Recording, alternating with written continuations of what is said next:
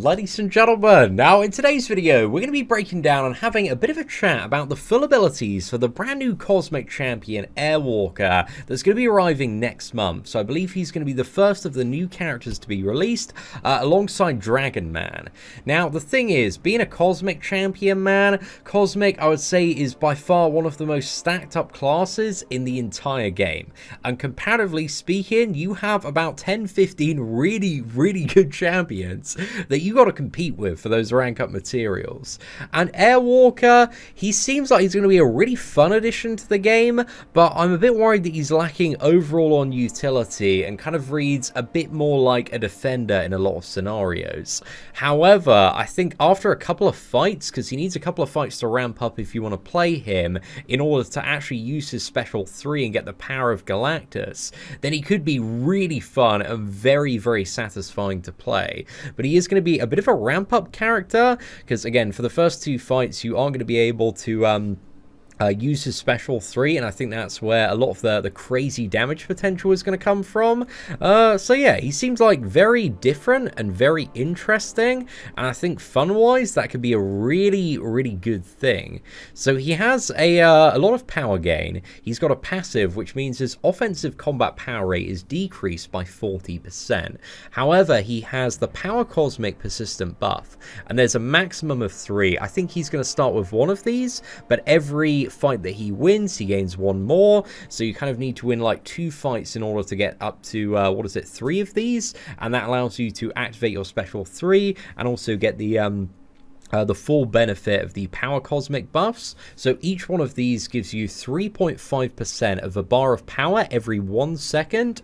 So when it's fully ramped up, you got 3 of those. That is 10.5% of a bar of power every 1 second. So that is kind of power gain comparable to like Vision Arcus or Hyperion. It's a really solid level. But Dragon Man straight out the gate has like 12% power gain every 1 second. So yeah, that's really good. He also has a 900 armor rating and also 264 attack, and again this is based off a 5-star rank 5 for every buff that he has. So again, it's a nice little chunk of attack, but it's not a massive one. The big attack bonus and damage bonus does come from the Galactus buff that you can get off the special 3. So yeah, if he doesn't have any Power Cosmic buffs, because again, these are counted as buffs, he's going to gain 1 after 7.5 seconds. So when you're fighting this character, I think it's very important to bring a nullified champion in order to remove these buffs and keep him under control there. And his special attack 3 can only be used if he has 3 Power Cosmic buffs or is defending. So if you fight this champion on defense, then he can just use the special 3 whenever. However, as mentioned, if you're playing this character, you do need to win 2 fights before you can use that special 3. So I think this is the first time they've ever kind of included this type of design where a special attack is locked until you win a certain amount of fights. So yeah, that's very interesting. However, apparently is absolutely worth the wait there. So some very interesting stuff.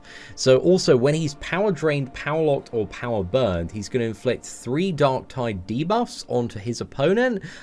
So if you're fighting him using like a tech champion, like somebody like Dr. Octopus or Vision, this is going to be a bad time. This is going to be a very bad time.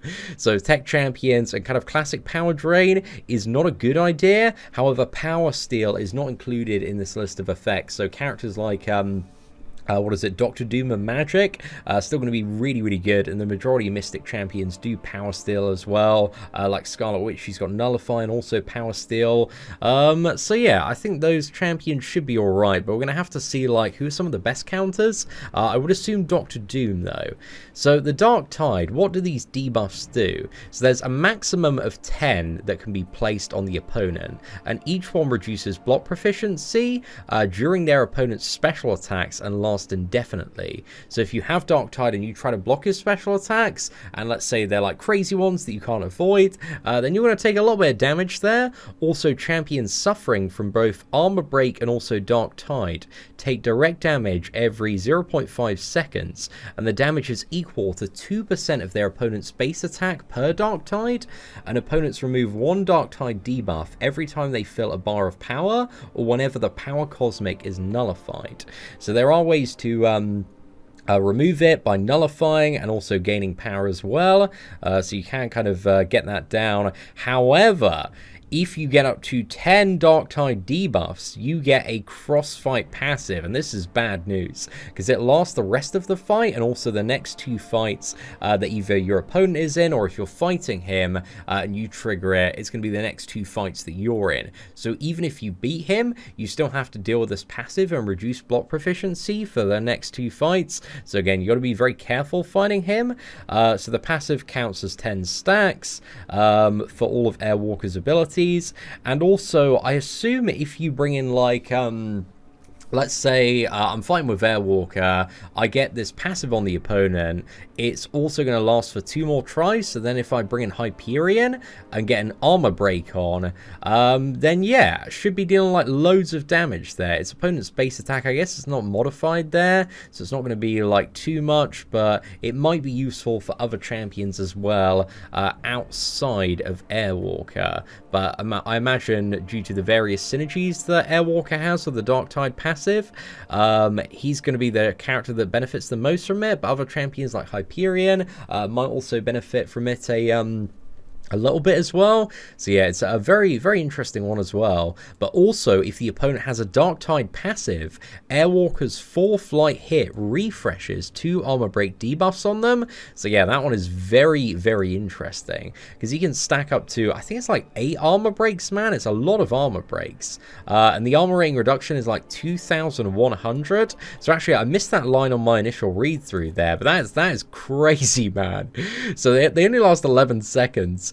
But that is going to be so much armor rating reduction. That's, what is it, like 18, it's not close to 18,000, it's about 17,000, I think, just under that in the end, 16, 17k, but that's mad. That is crazy. Okay, this character might be dealing some serious numbers there. But also, on top of that, in terms of his playstyle and rotation, it's a little bit weird. So when charging a heavy attack, increases ability power rate by 300%, and heavy charging can be held for an extended duration. However, if you break that charge, you're going to lose 75% of the power gained while charging over 0.75 seconds. But also, whenever he fills a bar of power, you gain an unblockable buff for 1 second, and that is paused during his special attacks. And also, if he activates a special attack, he gains a Fury buff during that special attack, increasing his attack rating by 1,760. So yeah, the goal is to like charge up a heavy attack, and then as soon as you go over the bar of power that you want, throw that off straight away. And charging up the heavy man is going to make your power go up like crazy, because you're getting, what is it, 10.5% power of a bar of power every single second. So with that 300% increase, you charge up for like 2-3 seconds. That's 1 bar of power there, so there are going to be some crazy combos with that. But I really do like that mechanic in theory. It sounds like a very fun one to play around with, and also the fact that you get unblockable as well means that you should have a lot of confidence throwing those special attacks. So yeah, I'm very interested to see what the specials actually look like as well, because I think that's going to determine the practicality of this, but that is really cool. However, you still need to like throw your combos as well if you want to refresh the armor breaks by using a 4th light attack. So, you know, you have to weave everything in as well. But also with special attacks, if the last hit isn't blocked, apply 1 Darktide debuff on the opponent, and an additional 1 for each buff on Airwalker as well. So he's got lots of different buffs. They mentioned like the Power Cosmic buff, the Fury buffs, the Unblockable buffs. So this stuff does add up and allow you to easily get to the like persistent 10 charge crossfight Darktide passive there if you are playing the character, or if you're getting murked by the character. I assume you're going to get what is it, punished a fair bit.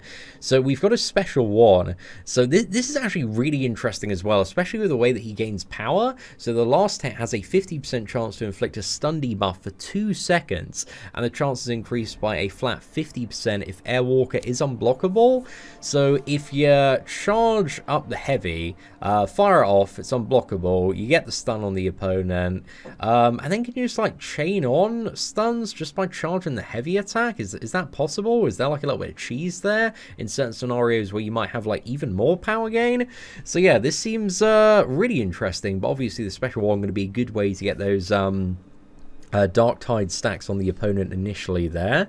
And then we have the special attack too. So this one I think is more for damage there. So if the opponent has a Dark Tide passive, this attack deals an additional 40% of the damage dealt as a burst of energy damage. So yeah, I imagine the plan is like special 1 and then probably actually special 3 once you've got them ramped up. So special attack 3 is the Herald's Call. So he replaces his power cosmic with the power of Galactus buff for 20 seconds. So again, you need to win 2 fights in order to be able to unlock the special 3 and get the power of Galactus buff. However, if you got this man, it gives you an additional 2,640 attack rating, so a much higher bonus than the cosmic passives already. And again, with like all of the armor breaks that seem to stack up really well, this could be some pretty crazy damage actually. And then he also has a fairly sizable regen. It's about 5,000 health there, so this goes up to about 5,500, just over that with the recovery mastery as well. Also has the same power gain as well. Also gains a passive unstoppable effect, so that is really spicy there as well, especially for certain scenarios like can't stop, won't stop.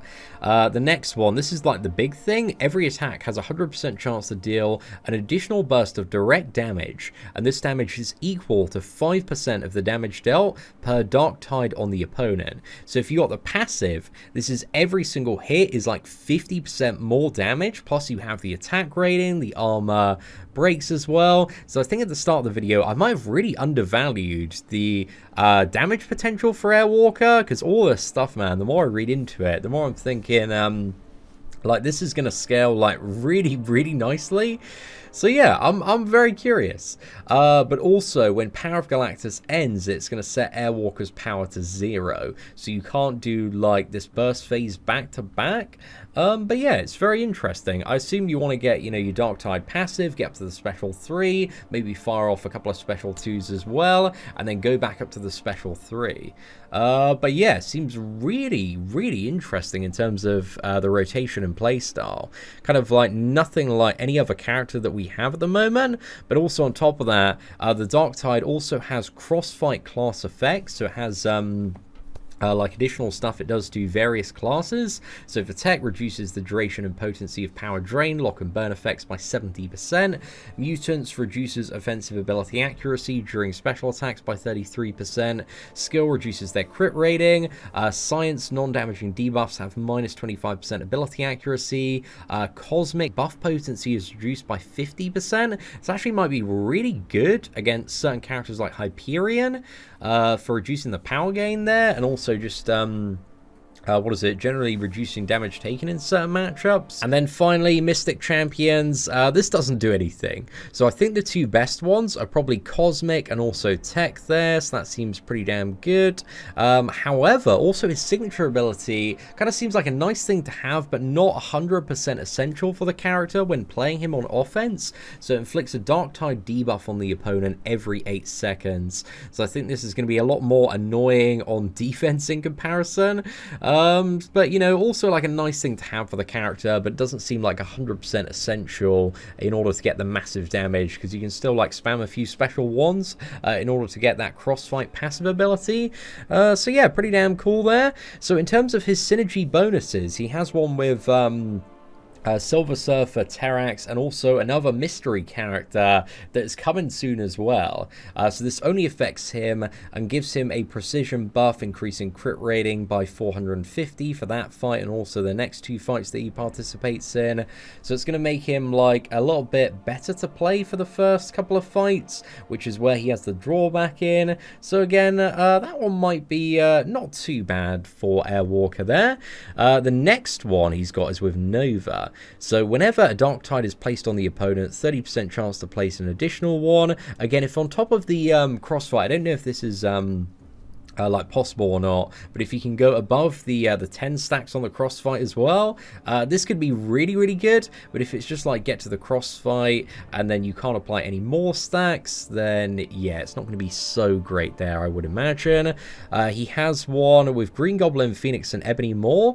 Heavy charging increases ability power rate by an additional 150%, reduced by 50% for each persistent power cosmic Airwalker has. So on the earlier fights, it just makes his heavy charging and power gain a little bit easier to access, but it's still not going to be as good as when he's fully ramped up there. But again, once he's I think ramped up, this is really not going to have too much effect unless his maximum persistent charges is yeah, I guess he's going to have like 3, so yeah, I don't imagine this is going to be great, at least on paper, but I don't know, we'll test this one out for sure as well. However, Green Goblin synergy, man, this one actually really, really good for Green Goblin. Special attack 1 Laser Blast, have a plus 40% chance to power drain, so I think, does that make him 100% reliable? Let me just check in game right now on Green Goblin. I think it's either a 40 or 60% chance that he what is it, has to power drain, currently on the special one. So this is going to make him like a much better power control champion.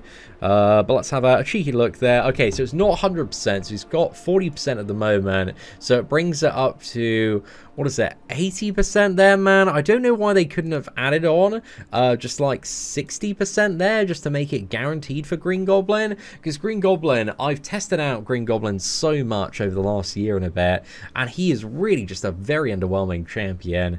So yeah, a bit disappointed in that one, man. Could be a little bit better, but 80% chance, again, it's a nice chance for the power drain, going to make him a lot more reliable. And Phoenix, we've got while overloaded, heavy attacks also refresh Phoenix's armor break debuffs. That one could be pretty damn spicy for her. And Ebony Maw, this one is interesting as well. While the opponent is suffering from Falter or Black Tongue, Ebony Maw gains plus 70% attack rating. So yeah, that one is very interesting for longer fights, man. That's a lot of additional attack for Ebony Maw. Is it going to be enough to save the character? Probably not, but it'll make him a little bit more spicy in certain matchups and scenarios. So yeah, it doesn't seem too bad there.